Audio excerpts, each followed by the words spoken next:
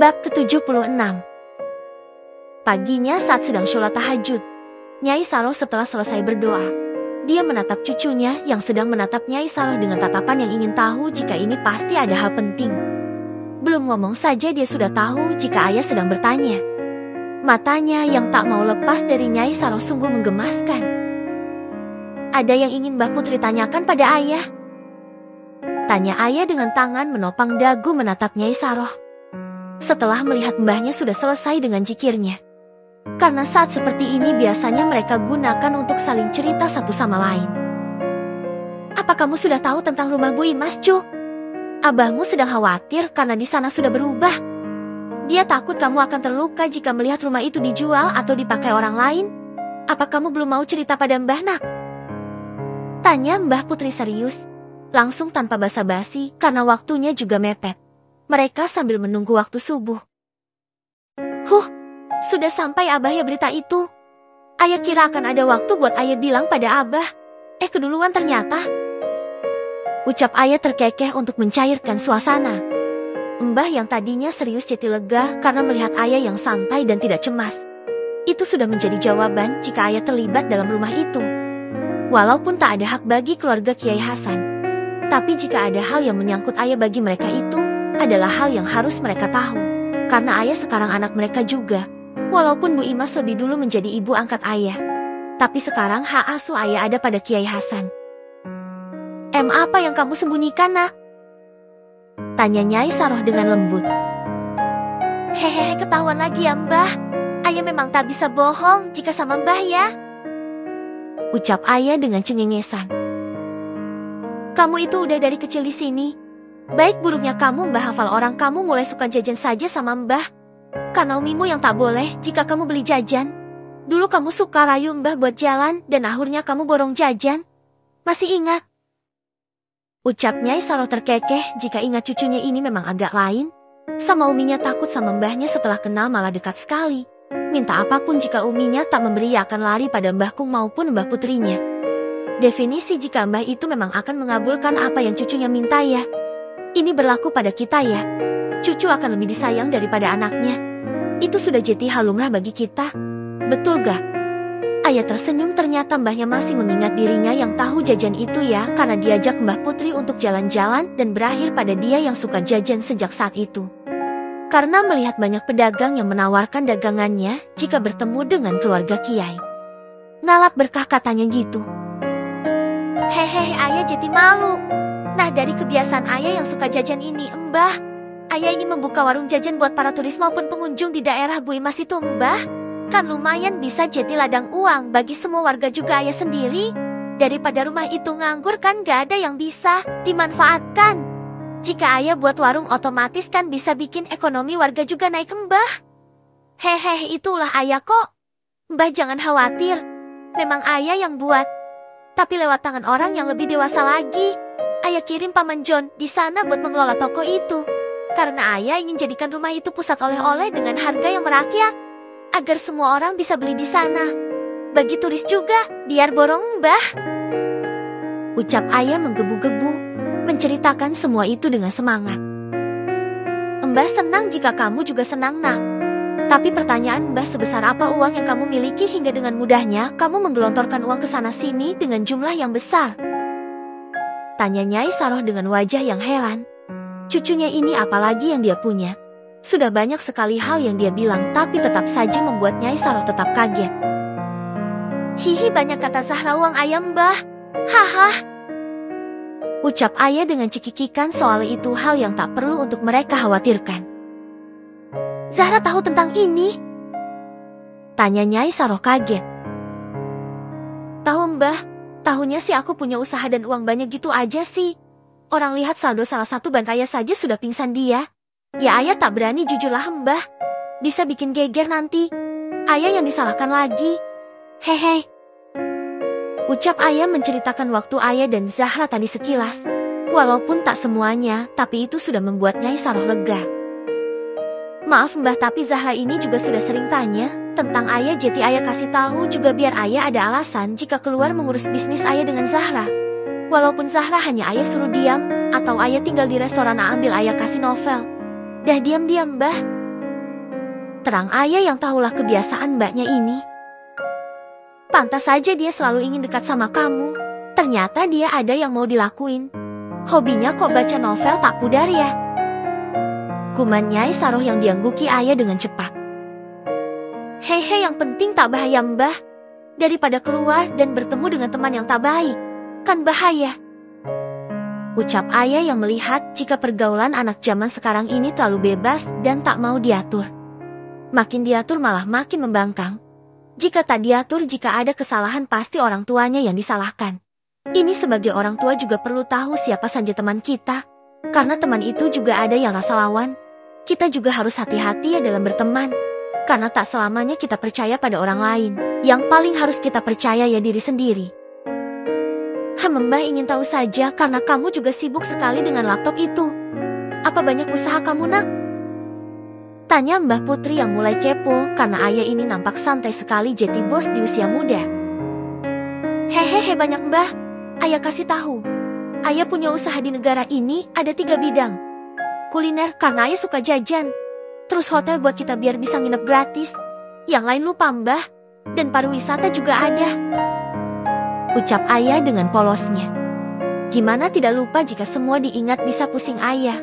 Orang banyak sekali kok yang ayah sudah mulai rintis di sini. Hah? Mbah Putri sampai melongo. Apa ini? Itu semua kok dijawab dengan santai sekali. 3 bidang itu sudah banyak loh. Dah mbah, gak usah dipikir nanti. Jika sudah selesai ayah ajak. Jika kita senggang mbah, ayah bawa ke restoran ayah ya. Ajak ayah dengan mata yang berbinar. Ini anak kok santai kayak di pantai saja bilang gitu ya. Gak tahu aja yang dengar sekarang sedang bingung mau ngomong apa. Mbah kok bengong sih? Ucap ayah yang menggoyangkan tangan mbahnya yang diam yang syok itu. Kamu serius nak punya usaha segitu banyaknya? Mbah kira 1 saja. Ucap Mbah Putri yang sadar. Hehe mbah, jangan kaget. Karena ayah memilih restoran itu untuk ayah. Jika ada resep baru lumayan bisa jadi uang bukan? Ucap ayah dengan bangganya. Kamu memang luar biasa nak. Mbah Putri bangga karena di sisa umur mbah ini sudah lihat kamu jadi orang sukses. Ini merupakan keberuntungan mbah juga bisa seperti sekarang. Terima kasih nak. Kamu memang sangat baik dan berjasa pada kami semua. Mbah paham sekarang kenapa Dokter Bella juga sangat kagum padamu. Ternyata kamu ini memang mengagumkan siapa saja. Ucap Nyai Saroh lembut juga bangga dengan cucunya yang jenius ini bisa memanfaatkan kelebihan itu menjadi hal yang menguntungkan bagi dirinya. Hehe, ayah akan lakuin apa yang ayah bisa capai mbah. Buat masa tua mbah juga. Ayah ingin kita bisa hidup tenang dan saling menyayangi satu sama lain. Bagi ayah harta itu tak segalanya mbah. Tapi keluarga yang baik itu yang paling berharga dan tak bisa kita beli. Ucap ayah membuat Nyai Saroh memeluk ayah dengan sayang. Begitu inginnya ayah menjadi orang yang berguna bagi orang lain. Dengan dia membuka usaha otomatis dia juga sudah memberikan lapangan pekerjaan yang banyak bagi para pekerja bukan? Kamu hebat nak. Kamu cucu mbah yang paling hebat. Ucap Nyai Saroh. Tok tok tok. Dek udah bangun belum, ayo ke masjid sama abang. Teriak Gus Adnan yang mengetuk pintu kamar adiknya. Mbah gimana kalau ayah ikut sama Bang Adnan? Tanya ayah lembut karena bingung juga ini. Pergilah dengan Adnan. Dia juga ingin bersama kamu nak. Mbah di sini saja sampai nanti siang. Mbah sudah lebih rileks sekarang. Sudah mulai bisa buat jalan. Walaupun pelan tapi mbah bisa kok. Jangan khawatir ya nak. Ucap Mbah Putri dengan senyum lembut sambil mengelus kepala ayah dengan sayang. Baik mbah. Ayah ikut Bang Adnan ya. Ayah pamit dulu. Ucap ayah yang berpamitan juga tak lupa dengan mencium tang tua itu dengan taksim. Ayah keluar dari kamarnya saat Gus Adnan sudah ingin pergi karena belum ada jawaban. Abah Anggi, tungguin ayah dong. Teriak ayah. Nah, yang ditunggu sudah keluar dari sarangnya. Tadi tim saja sekarang teriak-teriak. Kamu ini deh. Gerutu Gus Adnan. Hehe, maaf ya bang. Abang kan baik, jangan marah dong. Ucap ayah dengan polosnya. Kariduan mana bang? Tanya ayah yang tak melihat abang keduanya itu. Udah duluan sana abah. Kayaknya sih lagi bujuk abah buat ikut kita kuliah. Ya tentu saja abah tak izinkan orang dia saja baru aliyah jika kita kuliah. Tahu sendiri Ridwan ini tak mau belajar, sungguh-sungguh sukanya masih main saja. Ucap Gus Adnan apa adanya. Ayah tersenyum karena memang abang yang satu itu cukup bebas karena tanggung jawab pondok sudah berada di tangan Gus Adnan kakak tertuanya. Hehe, kalau mau ya ikut kelas akselerasi dong bang. Keke ayah yang mendapatkan pelototan abangnya. Kamu kira kakakmu itu mau jika disuruh belajar giat? Bisa ngebul itu kepala kayak bom atom siap untuk meledak deh. Gus Adnan tersenyum jika melihat adiknya itu belajar sering ngeluh. Hahaha, kalau diajak buat cu dia suka bang.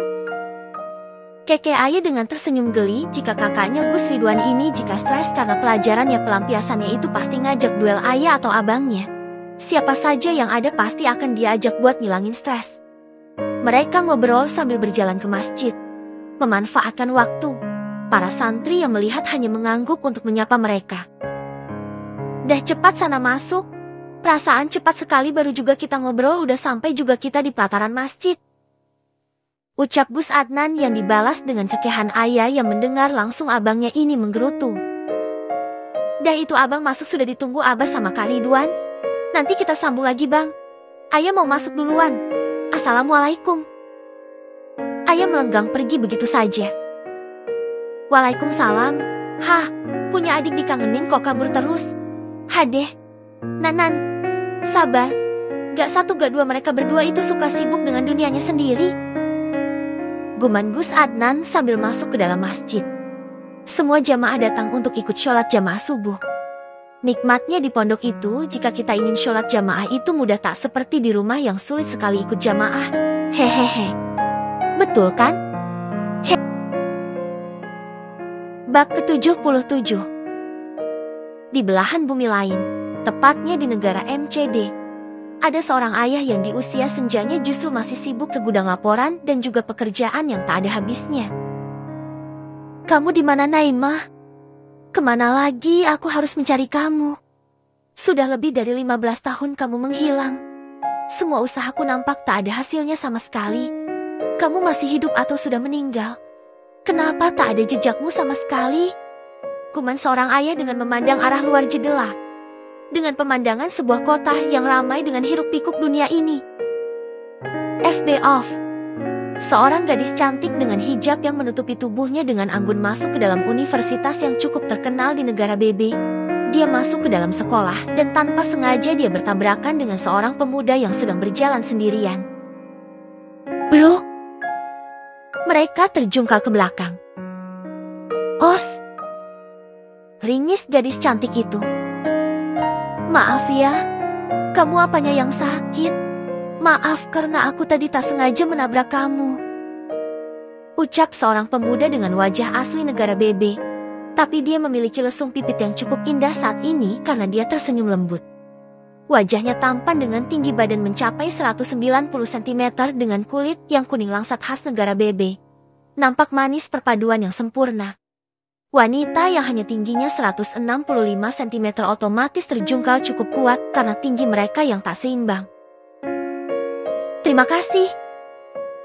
Ucap sang wanita denagan menepuk pantatnya agar bajunya kembali bersih. Dia menerima ukuran tangan dari sang pria itu. Siapa nama kamu? Kenalkan aku Revan. Kamu pindahan ke sekolah ini ya? Tanya Revan dengan ramah. Iya. Aku Naimah. Ucap Naimah juga tak kalah lembut. Akhirnya mereka berkenalan dan lama-kelamaan menjadi dekat, hingga mereka ingin melanjutkan pada hubungan yang serius. Karena saat itu gadis itu yang bernama Naimah itu takut jika ayahnya marah. Dia mengaku jika dia yatim piatu. Padahal dia masih punya seorang ayah yang menduda sejak kematian ibunya. Akhirnya mereka menikah dengan sederhana tanpa seorang pun dari keluarga Naimah tahu. Laki-laki itu bernama Ravandra Sutejo, dari keluarga yang cukup terpandang di negara BB. Karena pernikahan mereka yang belum resmi secara hukum membuat keluarga Revan memandang Naimah sebelah mata. Kenapa mereka menikah siri? Karena menjaga nama keluarga besar yang kurang setuju dengan pernikahan mereka karena melihat asal-usul dari Naimah yang yatim piatu. Apalagi tolak ukur dari harta dan tahta yang jauh membuat Ibu Revan sangat membenci Naimah. Ibunya merencanakan agar mereka pisah dengan segala cara termasuk dengan membunuh Naimah dengan membayar seorang pembunuh bayaran. Karena Revan yang sangat mencintai Naimah, membuat dia sering kabur untuk menemui Naimah tanpa sepengetahuan keluarganya terutama ayahnya Tommy Sutejo yang terkenal akan orang yang menjunjung tinggi bibit bebet dan bobotnya. Hingga suatu kebetulan yang tak diduga saat Revan keluar untuk menemui Naimah, ibunya Nyonya Siska melihat dan membuntuti mobil anaknya. Hingga mereka yang tak sadar jika Ibu Siska tahu jika anaknya yang masih bertemu dengan gadis miskin itu. Nah, dikira Ibu Siska ini Naimah gadis miskin karena dia yatim piatu. Rumahnya juga sederhana karena Naimah bukan sosok yang suka kemewahan walaupun dia sebenarnya anak orang kaya. Ternyata Revan juga tetap bertanggung jawab dan memberikan uang nafkah pada Naimah tanpa orang tuanya sadari. Puncaknya karena Revan yang tak mau meninggalkan Naimah, membuat ibunya marah dengan siasat yang membuat Naimah seolah meninggalkan Revan dengan lelaki lain yang diatur atas suruhan Ibu Siska. Lelaki bayaran Bu Siska ini justru tak tega saat melihat Naimah yang terus berzikir dengan lafal Allah berulang kali saat dia dibawa pergi dari rumahnya. Mau membunuh orang yang tak bersalah, apalagi orang yang tak punya dosa ini membuat nuraninya berteriak dan melepaskan Naimah asal Naimah berjanji untuk meninggalkan Revan, anak dari Bu Siska. Untungnya saat itu Naimah tak merasakan jika dia sedang hamil karena ini pengalaman pertama dan tak ada tanda dia hamil. Ini definisi anak yang baik ya. Karena tak membuat ibunya rewel, seperti tahu jika akan ada bahaya yang mengintai jika dia menunjukkan keberadaannya. Dengan kesepakatan mereka, akhirnya Naimah lolos dari maut. Dia pergi meninggalkan kota itu tanpa beritan pada suaminya. Membuat Revan kalang kabut saat mengunjungi rumah bersama istrinya tak ada barang yang berubah sama sekali tapi istrinya tak ada. Marah, sakit hati, kecewa, berkumpul menjadi satu pada hatinya. Dadanya sesak karena dia merasa ditinggalkan oleh istrinya setelah banyaknya perjuangan yang dia lakukan menentang keluarganya sendiri. Karena rasa sakit itu Revan pulang dan yang membuat dia lupa dengan istrinya. Ibunya menyiapkan obat khusus agar Revan melupakan masa lalunya bersama Naimah melalui bantuan dokter ahli. Sebaliknya dengan Naimah, dia yang hidup luntang-lantung sampai pada perkampungan yang terpencil setelah dibawa ke daerah perbukitan yang jarang dilewati orang. Tujuannya pembunuh bayaran itu agar tak ada yang tahu melalui ponselnya. Juga jarang ada orang yang mau ke sini jika bukan orang yang penat ingin liburan. Beberapa lembar uang juga diselipkan pada Naimah, juga dia diberitahu agar tak menyalakan handphone agar tak bisa dilacak.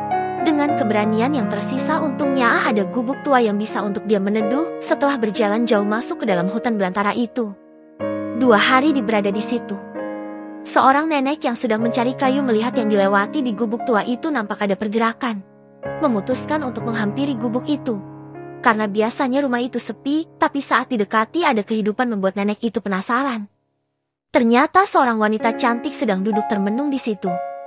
Nek Ijah mendekat dan memberikan makanan yang dia bawa pada wanita itu. Mereka berkenalan walaupun tak pernah bertemu. Naimah merasa aman jika bercerita tentang dirinya. Tanpa terkecuali Naimah bercerita kenapa doa bisa ada di hutan ini. Dan karena mendengarkan cerita Naimah yang pilu itu, Nenek Ijah membawa Naimah pulang untuk bisa tinggal bersamanya. Singkat cerita, Nenek Ijah ini punya seorang anak yang sukses di kota. Dia jarang pulang karena sibuk dengan pekerjaannya. Melihat tubuh Naimah yang buncit, Nenek Ijah menyuruh Naimah untuk periksa di bidan desa. Dan hasilnya positif jika dia hamil dan usianya sudah menginjak 4 bulan. Mereka berdua senang karena akan ada yang menemani mereka untuk hidup berdua akan ramai dengan datangnya malaikat kecil itu. Pada usia kandungan sudah 9 bulan datanglah anak Nenek Ijah untuk meminta warisan agar bisa membayar utangnya di kota untuk menyelamatkan usahanya yang akan bangkrut. Saat anak Naimah orang yang ditolong oleh ibunya itu lahir, justru mempunyai ide lain. Apalagi melihat anak yang cantik itu pasti jika dijual akan mahal. Biar dijual pada orang kaya yang tak punya anak pasti akan membuat dia bisa bebas dari hutang. Dan rencana itu dilakukan saat malam hari saat semua orang tidur nyenyak. Anak Nenek Ijah yang bernama Ari itu membawa pergi bayi merah itu. Tapi sebagai seorang ibu, Naimah bangun. Saat tahu anaknya dibawa pergi oleh Ari, Naimah mengejar Ari. Tapi tak sampai karena Ari memakai motor. Nenek Ijah yang tahu perbuatan anaknya merasa bersalah karena sejak saat itu Naimah nampak depresi karena kehilangan anaknya.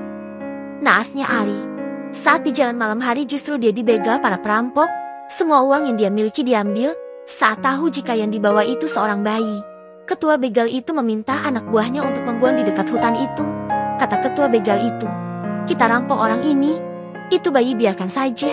Kalau masih ada keberuntungan buatnya dia akan hidup meskipun kita tak menolongnya. Letakkan saja di sana ada tempat pembuangan sampah penduduk. Pasti nanti ramai para pemulung datang." Dan karena kebaikan itu, bayi mungil itu tak menjadi korban begal. Hanya Ari saja yang tewas karena dia berontak. Tempat Ari tewas dan bayi mungil itu cukup jauh agar tak meninggalkan jejak. Pagi harinya saat Bu Imas seperti biasa mencari rejeki dengan mencari barang bekas yang bisa dia jual, justru menemukan bayi cantik yang masih tertidur. Tapi dia nampak masih hidup. Bu Imas membawa bayi itu pulang dan dia angkat menjadi anaknya. Diberi nama bayi mungil yang cantik itu Cahaya Humairoh. Karena pipinya yang merah itu membuat Bu Imas jatuh cinta pada bayi itu dan merawatnya dengan sebaik mungkin menjadi anak angkatnya. Menemani harinya yang sudah tak punya keluarga karena suaminya tak lama pergi kembali. Pedea sang pemilik kehidupan meninggalkan dia seorang diri karena belum mempunyai anak. Jadilah bayi itu menjadi anak yang cerdas dan baik karena berada pada orang yang tepat walaupun bukan ibu kandungnya. FB off. Tuan, ada kunjungan kita ke negara BB untuk kerja sama perusahaan kita pada bidang pariwisata. Ucap anak buahnya yang masuk ke ruangan bosnya. Oh, jadwalkan, aku juga ingin sekali berlibur. Ucap atasan itu yang juga ingin menghilangkan penat bekerja juga tentang anaknya yang belum kembali tanpa jejak. Dia adalah Stephen Rowland. Biasa dipanggil Steph. Walaupun sudah berumur, tapi tubuhnya nampak masih gagah karena dia selalu menjaga stamina agar fit untuk mencari anaknya yang belum pulang ke rumah sejak pamit ke negara BB. Semoga Tuhan mempertemukan kita. Aku yang tua ini tak ingin selamanya sendiri. Untuk apa semua ini jika kamu tak ada di sini, Naimah? Nah, nama lengkapnya Naimah itu Naimah Rowland. Ikut marga ayahnya. Karena ibu udah pergi saat dia berumur 10 tahun, tapi ayahnya ini juga tak mau menikah lagi untuk menjaga perasaan putrinya yang begitu perasa. Semoga ada petunjuk agar kita bisa berkumpul kembali, nah. Harapan dan doa Tuan Steph untuk menemukan anaknya begitu besar karena dia ada di negara BB.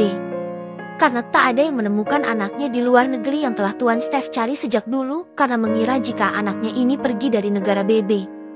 Sedangkan orang yang sedang dicari ayahnya ini, sejak anaknya dibawa pergi oleh anaknya, membuat Nenek Ijah merawat Naimah yang depresi karena kehilangan anaknya. Tapi juga ada gurat penyesalan karena saat kematian putranya, bayi merah itu tak bersama anaknya. Entah itu nasib bayi itu sekarang bagaimana. Apalagi ini desa yang ada di bukit. Jarang orang datang ke sini karena akses yang sulit. Naimah hanya menghabiskan waktu dengan melamun. Tapi dia mau saja jika diberi makan dan disuruh mandi. Hanya pandangan ke depan akan masa depannya, dia nampak tak ada semangat hidup lagi. Nenek Ijah bekerja sebagai penjual sayur yang akan dia bawa ke pasar yang ada di bawah desa. Memang tak jauh, tapi medannya cukup sulit. Bagi orang perbukitan ini, hal yang biasa bukan karena ini sudah menjadi makanan sehari-hari. Entah ini kebetulan atau apa. Saat mobil Tuan Steph sedang berjalan-jalan menikmati pasar tradisional yang ada di sana, setelah lelah bertemu dengan koleganya di negara BB. Malah menemukan kemalangan karena bannya bocor menginjak paku saat mereka akan menikmati pemandangan bukit dari atas. Memilih tempat liburan yang sepi ya ke bukit. Saat itu hanya membawa satu mobil bersama 2 anak buahnya yang ikut serta. Bagaimana ini, Tuan? Di sini juga sinyal sulit. Akan memakan waktu lama jika kita tak bisa menemukan tukang bengkel. Ucap salah satu anak buahnya. Saat Tuan Steph sedang berpikir, Nenek Ijah yang sudah biasa jalan kaki dengan membawa bakul itu berjalan pelan menuju atas bukit, tak jauh dari sekitar mereka.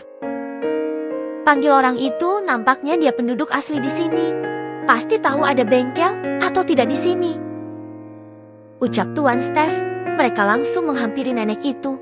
Nenek Ijah yang baik hati ikut menuju mobil yang sedang diam di situ. Ini Tuan. Ucap anak buah membawa Nenek Ijah ke depan tuannya agar tuannya tak penasaran. Tuan Steph menoleh, melihat Nenek Ijah yang sudah setua itu begitu kuat. Dego, mukanya kenapa sangat mirip dengan Naimah? Batin Nenek Ijah yang kaget. Justru dia menatap Tuan Steph. Nek bisa bantu saya? Tanya Tuan Steph lembut.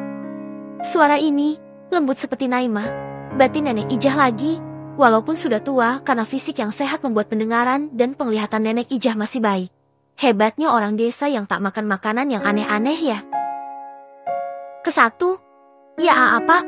Ada yang bisa saya bantu? Tanya nenek Ijah setelah sadar akan lamunannya. Oh, iya. Kami bukan asli orang di sini. Jadi kurang paham dengan keadaan di sini. Kebetulan mobil kami ini bannya bocor nenek. Kami bingung mau mencari bengkel. Ucap Tuan Steph ramah. Maaf pak, di sini tak ada bengkel. Apalagi ini sudah mau petang. Ada banyak bengkel jika malam hari Tuan. Bahaya, anak saya juga sudah jadi korbannya. Ucap nenek Ijah yang memang melihat matahari sudah ingin tidur. Bagaimana ini Tuan? Tanya sang sopir yang bingung. Apa ada penginapan di sini nenek? Tanya Tuan Steph. Nenek Ijah menggeleng. Karena memang belum ada. Belum ada Tuan. Ini desa di bawah kaki bukit yang jarang dilewati orang. Karena di sini walaupun jalannya bagus tapi jarang dilewati. Paling truk sayur ke kota esok pagi Tuan. Ucap nenek Ijah. Apa tak ada jalan keluar ini Tuan? Cemasnya para anak buah karena ini buk negaranya yang bisa bebas dalam bertindak. Setelah lama berpikir, Tuan Steph menemukan solusi. Apa rumah nenek jauh dari sini? Bolehkah kami menumpang nenek, agar kami bisa bermalam? Tanya Tuan Steph. Mereka semua saling pandang. Kenapa tuannya ini begitu mudah percaya pada orang yang baru ditemuinya? Bab ke-78. Sebagai anak buah mereka yang selalu mengutamakan keselamatan tuannya cemas. Tapi Tuan Steph yang memberi kode agar mereka itu diam, membuat mereka tak berkutik. Saya hanya punya gubuk tua Tuan, tak mewah tapi aman untuk berteduh. Kalau kalian mau, mari ikut saya. Jalannya juga akan sulit, karena jalan setapak desa kami itu belum bagus. Ucap nenek Ijah yang kasihan dengan para orang besar di depannya. Seperti orang yang hilang arah apalagi ini bukan negara mereka. Apa nenek tak takut jika kami orang jahat? Tanya Tuan Steph. Nenek Ijah tersenyum. Dengan pertanyaan majikan mereka ini. Jika kalian orang jahat sudah sejak tadi kalian melakukan hal itu. Tapi kalian tak melakukan itu justru bertanya dengan baik padaku. Aku hanya orang miskin nak. Kalian mau apa dari wanita tua seperti aku ini? Ucap nenek Ijak yang tersenyum. Baiklah jika nenek tak keberatan. Perkenalkan saya Steph. Dan ini anak buah saya yang menemani saya. Karena saya tak punya keluarga sekarang. Ucap Tuan Steph. Saya nenek Ijah Tuan. Saya juga hanya punya satu teman hidup. Anak perempuan saya. Mari ikut saya agar perjalanan kita tak terganggu dengan adanya binatang buas di hutan ini. Ajak nenek Ijah agar mereka langsung pergi. Tak lupa para anak buah itu langsung membawa semua dokumen dan juga semua barang berharga lainnya yang dimasukkan pada ransel dan juga membawa makanan yang mereka beli tadi. Mereka mengikuti nenek Ijah mendaki bukit yang lumayan curam bagi mereka yang tak biasa hidup di perbukitan seperti ini. Ini rasanya seperti mendaki gunung ya nenek. Gurau Tuan Steph. Iya pak, bagi saya ini jalan saya setiap hari. Mungkin bagi kalian yang tak pernah berjalan seperti saya akan senang. Lihatlah pemandangan di sana. Ucap nenek Ijah yang menunjuk kaki bukit yang begitu indah. Semua orang yang ikut langsung melihat ke arah itu. Bagus sekali senja di sini Tuan. Iya, ini halangkah. Foto dulu. Cekrek-cekrek. Tuan, lihat. Ucap salah satu anak buah yang ikut hari ini, ada 2 orang. Ada apa? Tanya Tuan Steph yang menoleh ke belakang. Ada sinyal tapi lemah. Lapor anak buah itu. Mungkin jika kita naik lagi akan ada sinyal. Nanti kita bisa minta bantuan kolega kita di sini. Ayo kita ikut nenek Ijah. Keburu malam nanti. Mereka kembali fokus pada perjalanan mereka. Setengah jam kemudian mereka sampai. Sebuah rumah yang asri jauh dari kata mewah, tapi kokoh untuk melindungi manusia dari binatang buas serta hujan. Pemandangan yang bagus, untungnya belum malam mereka tiba. Inilah rumah saya Tuan. Istirahatlah di dalam. Saya akan buatkan minum, jangan di luar. Banyak nyamuk. Ucap Nenek Ijah. Mereka semua mengikuti Nenek Ijah dan digelarkan tikar usang pada lantai itu agar semua bisa duduk dengan baik. Rumah itu hanya punya 3 kursi, sedangkan mereka ada 3 orang. Belum tuan rumah tak cukup. Silahkan istirahat dulu. Jika ingin mandi, di sana kamar mandinya. Maaf, hanya kamar mandi sederhana. Saya mau ke belakang dulu untuk masak makan malam. Ucap Nenek Ijah yang mulai membuat api deng tungku. Semua itu tak luput dari pandangan mereka semua. Mandilah satu persatu, kita gantian. Ucap Tuan Steph yang ikut maju ke depan tungku itu, dan apinya menyala membuat hangat rumah itu. Ini pengalaman baru untuk Tuan Steph, di mana dia hidup sederhana dengan semua yang dia miliki saat ini seperti tak ada artinya jika tak ditolong seorang nenek. Bisa jadi mereka akan kedinginan di bukit ini, sedang merenung akan semua yang terjadi. Kriek-kriek. Tuan Steph waspada dan menoleh ke arah sumber suara membuyarkan lamunannya. Tap-tap-tap. Langkah Nenek Ijah membuat Tuan Steph tak jadi mendekati kamar belakang yang berada di dekat dengan dapur. Makanlah Tuan, ini hidangan sederhana kami orang desa, untuk mengganjal perut. Akan saya masakan makanan sederhana sebentar untuk makan malam kita. Ucap Nenek Ijah menyerahkan ubi rebus yang masih panas di depan Tuan Steph. Melihat Tuan Steph yang bingung dan matanya menatap kamar anaknya, Nenek Ijah paham jika kadang anaknya sedang melakukan sesuatu pastinya menimbulkan bunyi. Jangan takut, itu anakku yang memang punya masalah dengan jiwanya. Makanya saya kunci di kamar itu agar dia tak keluar dari rumah. Bahaya juga buatnya. Ucap Nenek Ijah yang mulai sibuk dengan masakan sederhana yang dia buat dengan tangan tuanya dengan cekatan. Tuan Steph tertegun mendengar ucapan Nenek Ijah yang bilang anaknya mempunyai masalah dengan jiwanya. Maksud nenek? Apa tadi bawa berobat agar dia sembuh? Tanya Tuan Steph. Yang dia butuhkan itu sulit untuk saya kabulkan, Tuan. Ucap Nenek Ijah menoleh dan mulai lagi melanjutkan aktivitasnya hingga selesai. Maksud Nenek Ijah apa? Tanya Tuan Steph yang penasaran. Tuan, kami sudah selesai. Giliran Tuan. Sudah kami bersihkan juga kamar mandinya, ini sudah siap buat Tuan mandi. Airnya dingin, Tuan ingin pakai air hangat tidak? Ucap anak buah Tuan Steph, terpotong dengan ucapan anak buahnya. Tidak usah, aku akan mandi dengan air dingin saja. Kalian makanlah itu. Enak sekali rasanya, juga manis, tak terlalu manis. Cocok sekali dengan cuaca di sini. Ucap Tuan Steph lalu pem pada Nenek Ijah untuk mandi. Nenek Ijah hanya mengangguk saja sambil memasak. Kedua anak buah Tuan Steph juga membantu Nenek Ijah hingga pekerjaan itu cepat selesai. 15 menit kemudian, mereka sudah berkumpul dan siap untuk makan malam. Nenek Ijah membagikan piring pada mereka semua. Tapi di sini ada 4 orang dan Nenek Ijah membawa 5 piring. Kalian makanlah dulu. Saya mau antar makanan ini ke kamar anakku. Ucap Nenek Ijah yang berlalu masuk ke dalam kamar anaknya. Mereka tanpa sungkan makan dengan lahap hidangan sederhana ini. Walaupun hanya tempe goreng dan sayur bayam serta ikan asin nampak sedap dimakan di sini. Untungnya Nenek Ijah tadi beli persediaan makan agak banyak seolah tahu akan ada tamu yang datang. Mereka makan dengan lahap hingga makanan habis dan masih sisa makanan di piring Nenek Ijah. Karena Nenek Ijah masih ada di kamar untuk membantu anaknya makan. Apakah kalian masih lapar? Tanya Tuan Steph yang tahu jika makanan di sini terbatas. Tidak, Tuan. Bohong mereka yang membuat Tuan Steph tersenyum. Ambil persediaan makanan kita di tas kita makan bersama di sini. Biar Nenek Ijah juga ikut makan dengan kita. Ucap Tuan Steph yang tahu jika mereka itu tak akan kenyang jika makan sepiring saja. Orang luar beda yang makannya dengan kita. Mana ini bukan nasi, hanya singkong dikasih sayur bayam, tempe goreng dan ikan asin. Tapi entah apa nikmat sekali hingga membuat mereka kurang jika hanya sepiring. Mendengar perintah dari tuannya, mereka membuka makanan itu. Tuannya juga membawa coklat kesukaan putrinya itu kemanapun.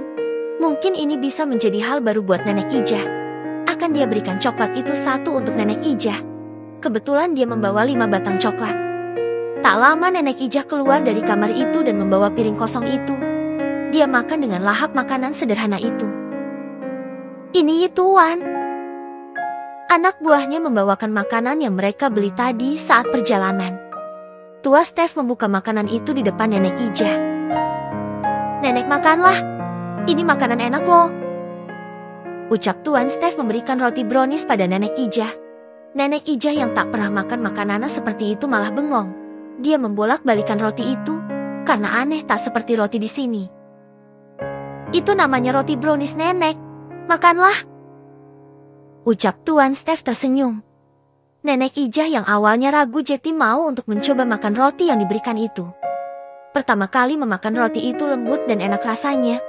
Bagi orang tua sepertinya sangat mudah untuk dinikmati, tak harus memakai gigi. Biasa ya, orang tua itu biasanya giginya sudah berkurang banyak. Enak ya, Pak? Saya baru ini makan roti seenak ini. Ucap Nenek Ija tersenyum setelah dia makan selesai mulai dengan mencuci piring dengan manual. Semua itu tak luput dari pandangan 3 orang dewasa itu. Belum tidur ya? Ucap Nenek Ija dengan lembut. Dia menghampiri para tamunya ini. Iya, Nenek. Di sini nyaman dan jauh dari keramaian. Membuat kami menjadi santai dan rileks. Ucap anak buah Tuan Steph. Karena kita tak pernah hidup di desa, makanya tak pernah menemukan suasana yang seperti ini. Ucap Tuan Steph yang menjadikan mereka tertawa. Benar, karena kota dan desa ini jauh sekali perbedaannya. Nenek, ini tolong berikan pada anak Nenek Ija. Ini coklat kesukaan anak saya. Mungkin anak nenek juga suka coklat. Bisa membuat dia tenang agar mau kembali seperti dulu. Ucap Tuan Steph dengan memberikan 2 batang coklat untuk Nenek Ija dan anaknya. Seolah itu juga sebagai doa. Neki Ija menerima coklat itu dan berlalu ke kamar anaknya, memberikan coklat itu pada anaknya. Tapi sebuah teriakan membuat mereka kaget. Apa? Teriak anak Nenek Ija membuat mereka semua berdiri dan ingin masuk ke dalam kamar anaknya Nenek Ija, tapi sungkan. Suara ini, gumam Tuan Steph yang mendadak gugup dan gemetaran. Suara yang selama ini dirindukan olehnya, suara yang selalu manja dan marah jika tadi belikan coklat ini. Tenang ya, tenang nak. Ini diberi sama tamu Nenek, nak, bukan papa kamu. Ucap Nenek Ija mencoba menenangkan anaknya yang mengamuk tak seperti biasanya. Saat melihat coklat itu langsung menangis dan mengucapkan kata papa. Tentu saja Nenek Ija yang tak paham akan maksud itu panik. Tapi raungan yang sama kembali diucapkan anaknya. Papa. Ucap anak Nenek Ija histeris. Anak buah yang mendengar itu meminta izin pada tuannya untuk membantu Nenek Ija yang sepertinya kewalahan saat anaknya menangis histeris seperti itu. Anak buah yang satu membantu Tuan Steph untuk berjalan karena Tuan Steph sempat syok saat mendengar teriakan anaknya Nenek Ija. Bantu aku untuk melihat kamar anak Nenek Ija. Perintah Tua Steph membuat mereka. Bab ke-79. Belum sempat Tuan Steph masuk ke kamar itu, Nenek Ija keluar, membuat mereka semua terdiam. Maaf, anak saya memang depresi karena kehilangan anaknya saat bayi, karena anakku yang serakah. Ucap Nenek Ija membuat mereka hening dan saling pandang. Jika Nenek Ija mau untuk bercerita pada kami, nanti kami akan bantu untuk penyembuhan anak Nenek Ija. Ucap Tuan Steph. Baiklah, mungkin ini memang sudah jalannya anakku. Ucap Nenek Ija menghela nafas panjang sebelum mulai bercerita tentang anaknya. Nenek Ija menceritakan siapa anaknya yang dia maksud juga awal mengapa anaknya bisa seperti ini. Begitulah Tuan. Semua yang saya lakukan ini karena sayalah penyebab dia bisa kehilangan anaknya. Jika saat itu saya mau menjual rumah ini, mungkin dia tak akan nekat membawa kabur cucuku. Ucap Nenek Ija menangis karena kesalahan dia orang lain yang harus menahan rindu pada anaknya. Tuan Steph yang mendengar juga merasa tersentuh karena niat baik Nenek Ija itu ternyata memang bisa dia rasakan juga. Tulusnya orang yang membantu mereka saat ini ternyata juga orang yang mau menolong orang lain juga yang dianggap cucu oleh Nenek Ija. Tuan Steph bertekad untuk membantu Nenek Ija agar bisa membawa anaknya berobat hingga sembuh. Nek, jika nanti kami bisa pergi dari sini, Akan aku biayai semua pengobatan anak angkat nenek Ijah itu sampai sembuh. Supaya dia bisa mencari anaknya yang hilang itu. Saya tahu jika tak ada orang yang mau berada di posisi anak nenek Ijah. Karena rasanya berat nenek. Ucap Tuan Steph yang juga ikut meneteskan air mata karena dia juga mengalami hal yang sama. Jetty tahu bagaimana rasanya kehilangan anaknya yang dicintainya. Alhamdulillah, terima kasih Tuan. Apa yang bisa saya bantu agar Tuan bisa keluar dari sini? Tanya nenek Ijah seolah mendapatkan harapan baru. Sinyal handphone. Saya tahu jika nenek Ijah hidup sederhana di sini. Tapi ada listrik berarti di desa ini ada yang punya alat elektronik. Ucap Tuan Steph. Nek Ijah mencerna itu. Dan dia ingat jika di atas bukit lagi ada sinyal. Biasanya orang kota yang menginap di rumah saudaranya pasti akan ke sana. Karena di sini rumah penduduk itu berjauhan. Tapi mereka saling rukun setiap minggu ada acara kumpul semua warga desa yang diselenggarakan kepala desa untuk bersilaturahmi. Walaupun hanya makan seadanya hasil bumi yang mereka punya. Seperti ubi jala, dan lainnya juga buah-buahan yang bisa tumbuh di sekitar bukit itu. Kalau tidak salah di atas bukit Tuan, karena di sini itu lembah jadi sinyalnya sulit. Tapi banyak orang kota yang main ke sanak saudara di sini jika ingin bermain handphonenya naik bukit lagi. Ucap nenek Ijah yang pernah mendengar saat kumpul dengan warga sekitar bercerita tentang saudara jauhnya. Wah, ada harapan Tuan. Besok kita akan ke sana Tuan. Ucap anak buah Tuan Steph senang. Tapi jalannya nenek pasti akan lebih sulit dari tadi. Apa kami tidak akan kesasar karena kami bukan orang sini? Ucap Tuan Steph yang juga senang tapi juga bingung ke sana kemana. Kita saja di sini bukan orang lokal. Bisa tersesat malah lebih bahaya lagi. Akan nenek temani biar kalian tak tersesat. Ucap nenek Ijah membuat Tuan Steph lega juga tersenyum lembut. Terima kasih nenek, untung kami bertemu dengan orang sebaik nenek yang mau menampung kami yang orang asing ini. Ucap Tuan Steph tulus. Ternyata di negara Bebe ini masih banyak orang yang baik walaupun banyak juga yang katanya bermuka dua. Tuan juga baik kok. Semoga anak Tuan juga cepat ditemukan ya. Saya juga ikut senang jika anak Tuan bisa berkumpul lagi dengan Tuan. Dia nenek Ijah tulus. Iya nenek. Jawab Tuan Steph. Nek, apakah saya boleh berkenalan dengan anak nenek Ijah? Biar saya juga tahu kondisinya seperti apa. Tanya Tuan Steph yang ragu jika nenek Ijah mau mengabulkan permintaannya yang tidak sopan itu. Sejak mendengar teriakan yang familiar itu, sejak tadi Tuan Steph menahan dirinya agar tak menerobos masuk karena tidak sopan rasanya. Boleh Tuan, akan saya bawa ke sini anak saya, jika ke kamarnya tidak baik bagi kami. Ucap nenek Ijah lalu beranjak setelah Tuan Steph mengangguk. Tak lama nenek Ijah keluar dengan seorang gadis yang terus saja menunduk tanpa banyak berkomentar saat nenek Ijah memapahnya ke ruang tamu. Dek dek dek dek deh. Jantung Tuan Steph berdetak tak karuan melihat tubuh yang dia kenali. Tapi karena wajahnya menunduk, Jetty tak bisa dikenali dengan jelas. Duduk nak, ini tamu kita. Jangan takut, mereka orang baik. Tuan Steph akan membantu kamu untuk berobat. Ucap nenek Ijah. Perempuan itu menoleh pada nenek Ijah saat nenek Ijah menyebutkan nama yang dia sayang sejak kecil. Tuan Steph.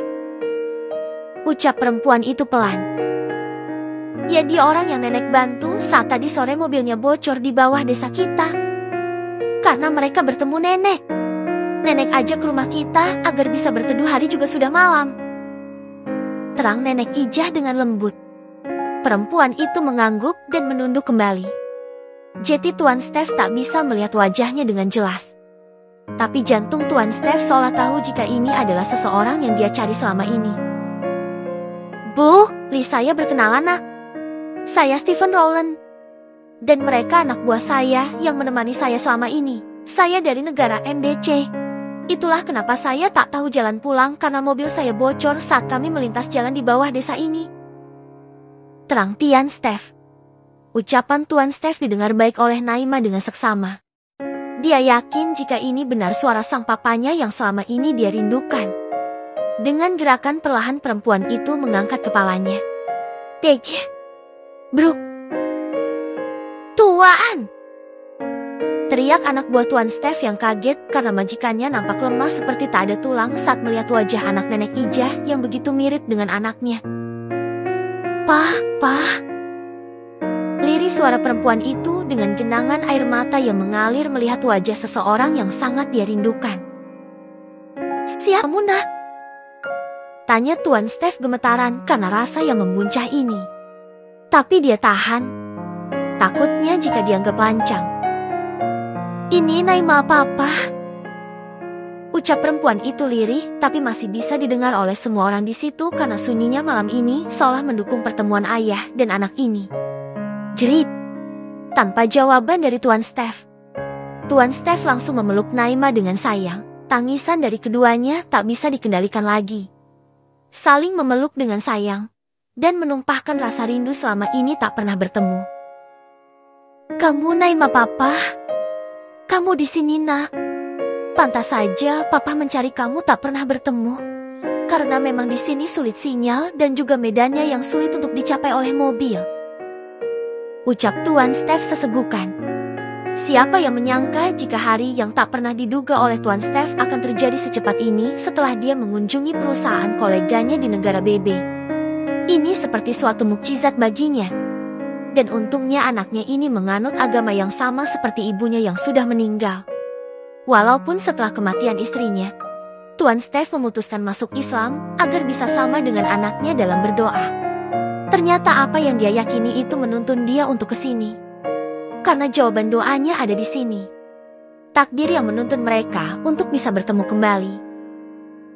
Papa. Maafkan Naima yang tak bisa menjadi anak yang baik untuk Papa.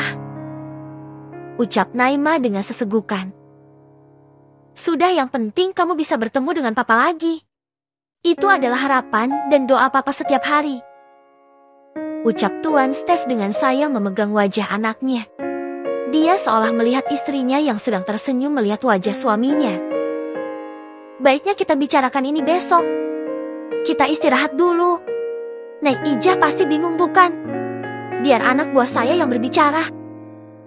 Ucap Tuan Chef yang seolah tahu akan gelagat nenek Ijah yang bingung. Mari kita berbicara Nenek Ijah.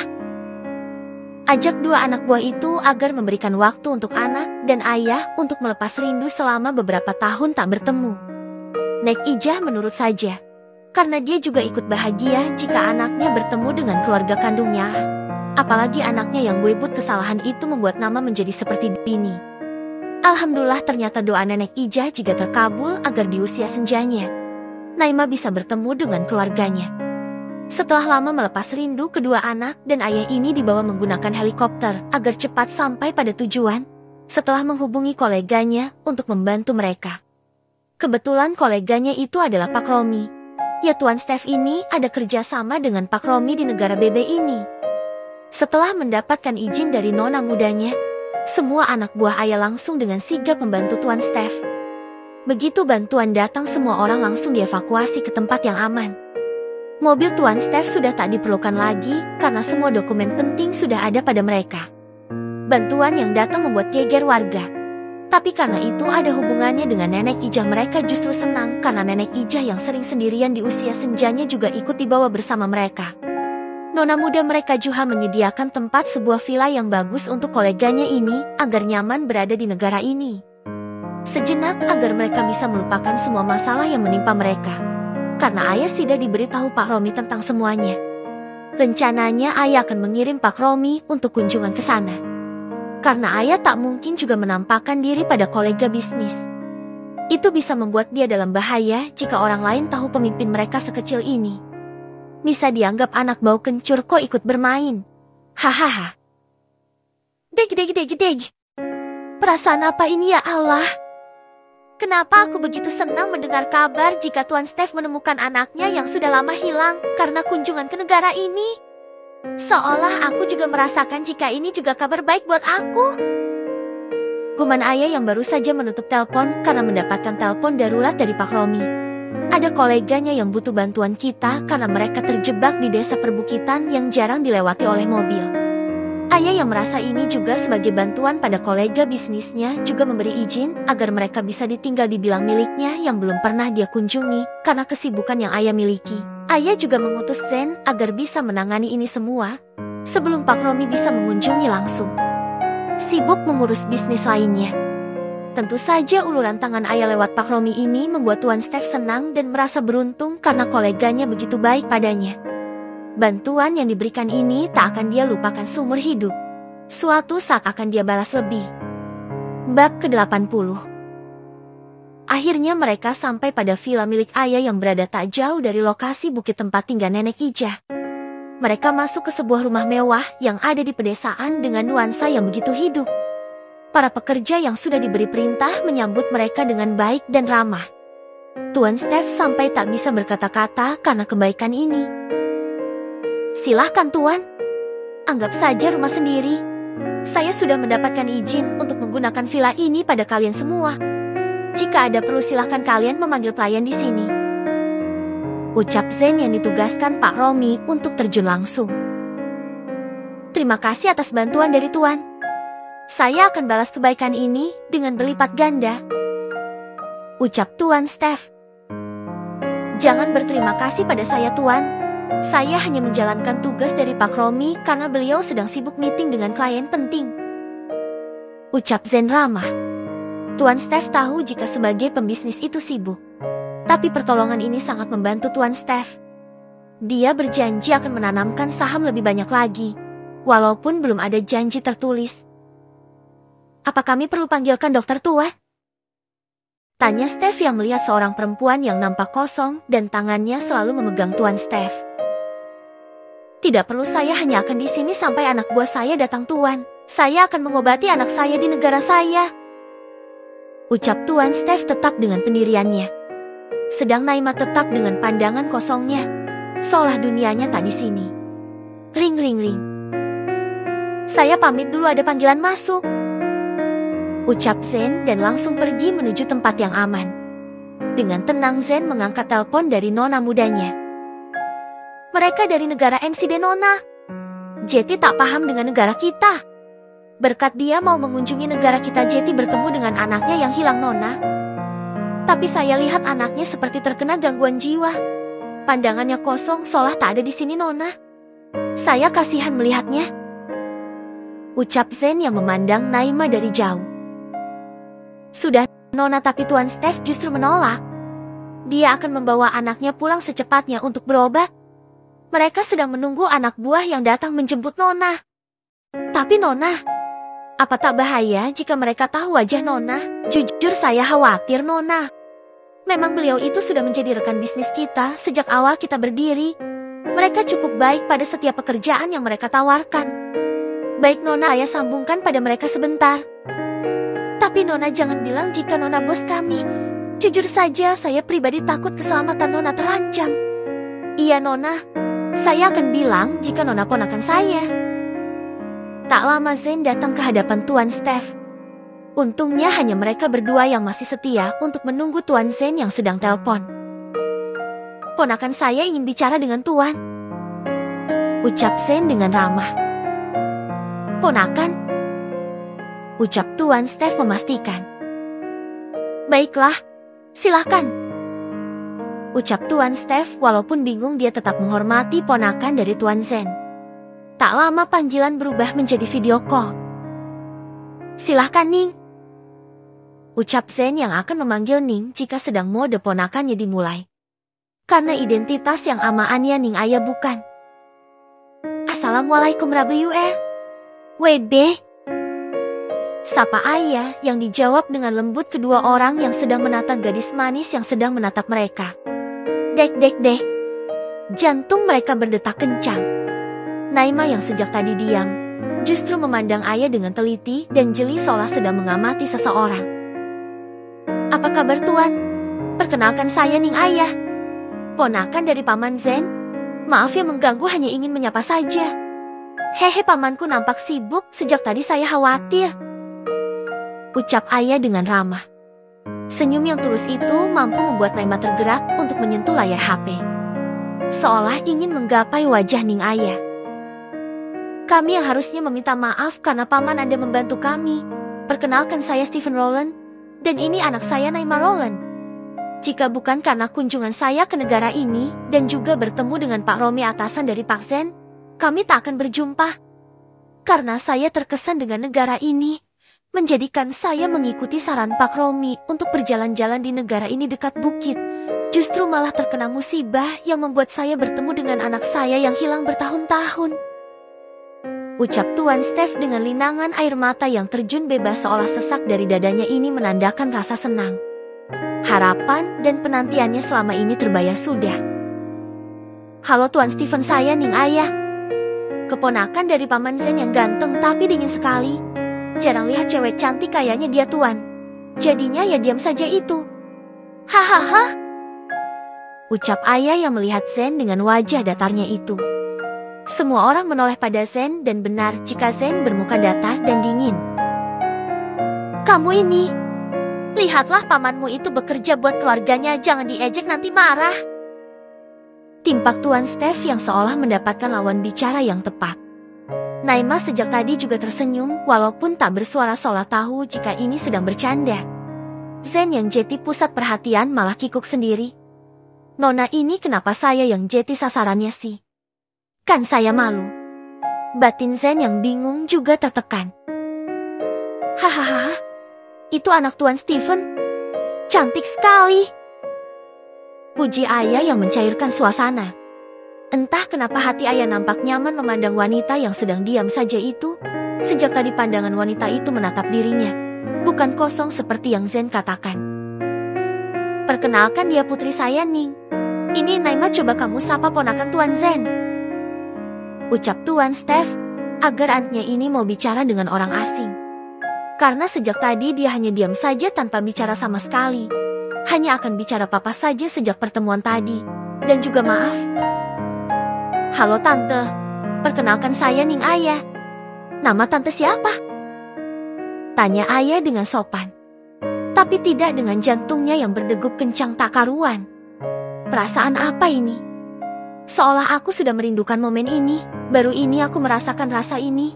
Batin Ayah yang sedang mentap balik mata seorang wanita yang sejak tadi diam dan terus menatapnya dalam. Aku Naima, anak cantik. Kamu sangat cantik. Ucap Naima membuat Tuan Steph tertegun. Karena sejak tadi malam baru ini kata panjang yang diucapkan oleh Naima pada wanita asing.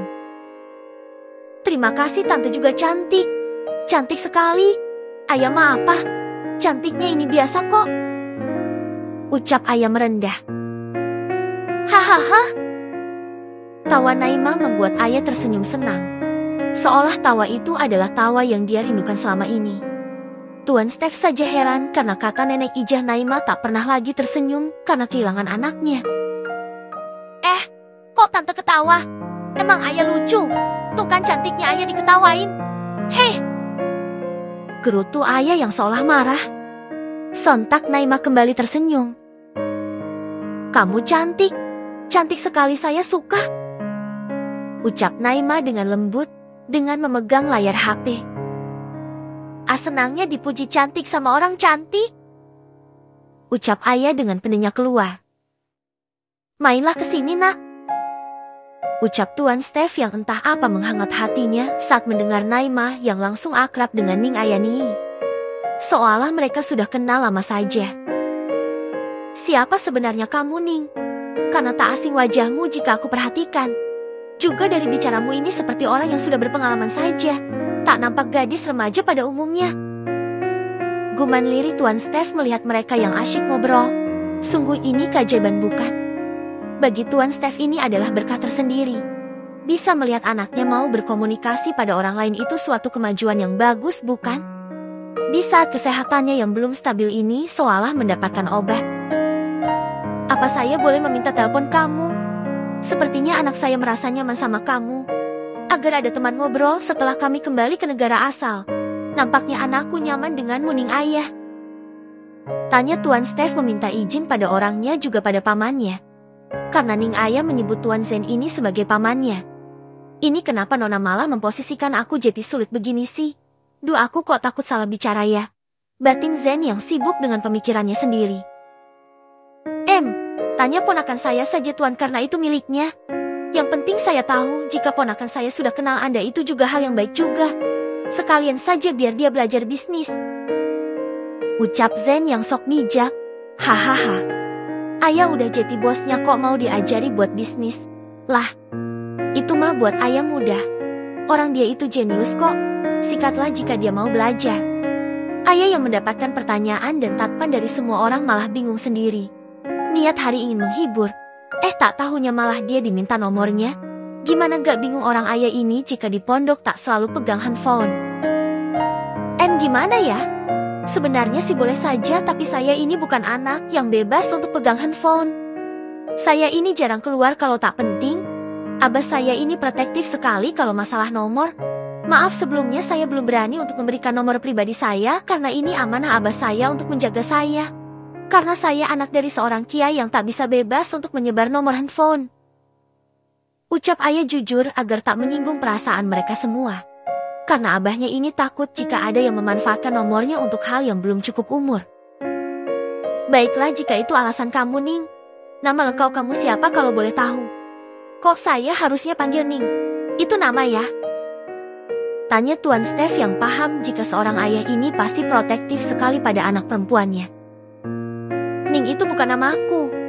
Aslinya sih cuma Cahaya Humairoh. Biasa dipanggil ayah. Karena abah kiai besar. Ya harus mau aku dipanggil dengan Ning ayah. Ucapnya sambil mengerucut bibirnya lucu. Tanpa sadar jika itu membuat mereka tertawa.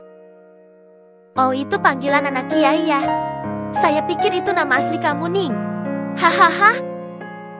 Tuan Steph tertawa lepas dengan kebodohan yang dipikirkan. Untung saja dia dijelaskan gadis ini. Jika tidak dia akan salah paham jika Ning itu nama aslinya. Ahai, maklum ya tak semua orang paham masalah Ning dan Gus ini.